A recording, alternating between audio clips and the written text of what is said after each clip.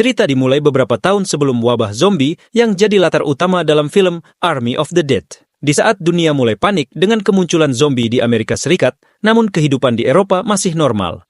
Disinilah kita diperkenalkan pada Sebastian, pria Jerman, seorang pegawai bank yang canggung, penyendiri, dan sangat terobsesi dengan brankas legendaris buatan Hans Wagner.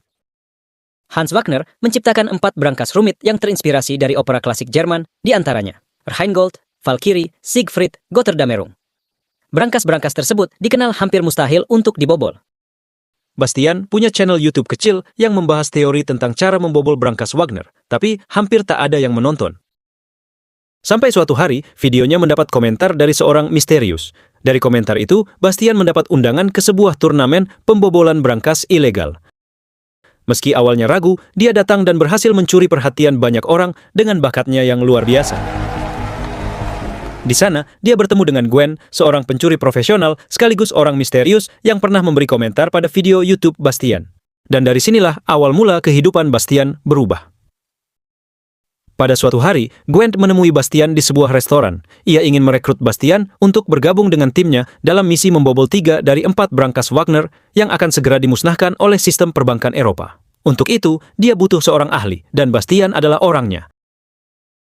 Sebastian yang awalnya ragu, akhirnya setuju. Ini adalah kesempatan langka untuk membuktikan dirinya.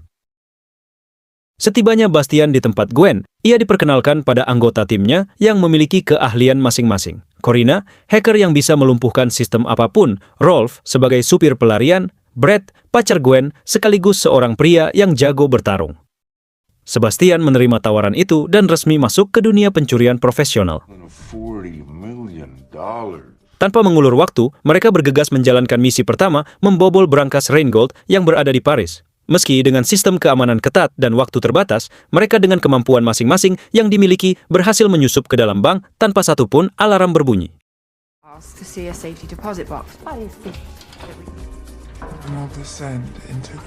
Terutama Bastian dengan skill yang dimiliki, ia dengan mudah membobol brankas tersebut.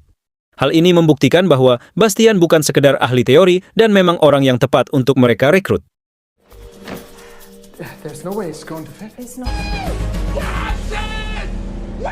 Setelah itu, mereka merayakan keberhasilan misinya dengan berpesta. Di saat itu juga tim mulai akrab dan menyukai Bastian. Tak luput Gwen pun mulai mengaguminya. America, Nevada specific.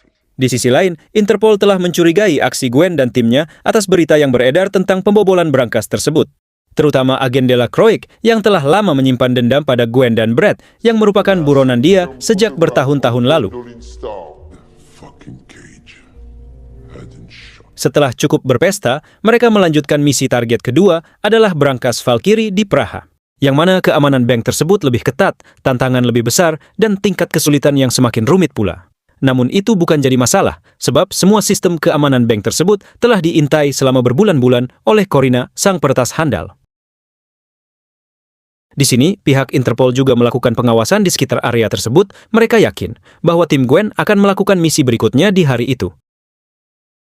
Kembali pada tim Bastian yang telah siap mengatur strategi, mereka bergegas menjalankan misi. Dan disinilah hubungan Gwen dan Bastian mulai terasa romantis, hal yang memicu kecemburuan pada Brett. Meski sempat dihadang penjaga tepat depan pintu brankas, Gwen segera beraksi melumpuhkan penjaga tersebut. Di saat itu pula, pengawas CCTV menyadari ada penyusup. Mereka mengaktifkan alarm senyap dan mengunci seluruh lift dalam bank tersebut. Dan saat itulah Brett mulai beraksi dengan heroik untuk pengalihan misi mereka.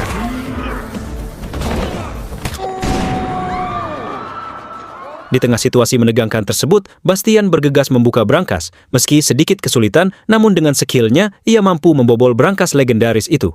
Selanjutnya, mereka segera pergi membawa ransel yang penuh dengan uang. Begitu juga dengan Brett, meski ia sempat tertembak, beruntung ia selamat dari kejaran petugas. Di tengah situasi yang mendebarkan, Brett mengkhianati Bastian yang dipicu karena kecemburuan padanya. Ia melepaskan Bastian begitu saja di jalanan seperti hewan kurban. Di sisi lain, Interpol yang cukup lama mengintai, tak ada pergerakan memutuskan untuk masuk ke dalam bank.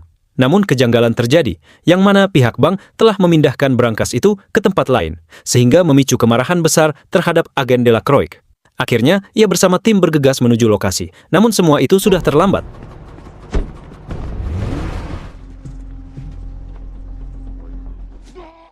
Kembali pada Bastian.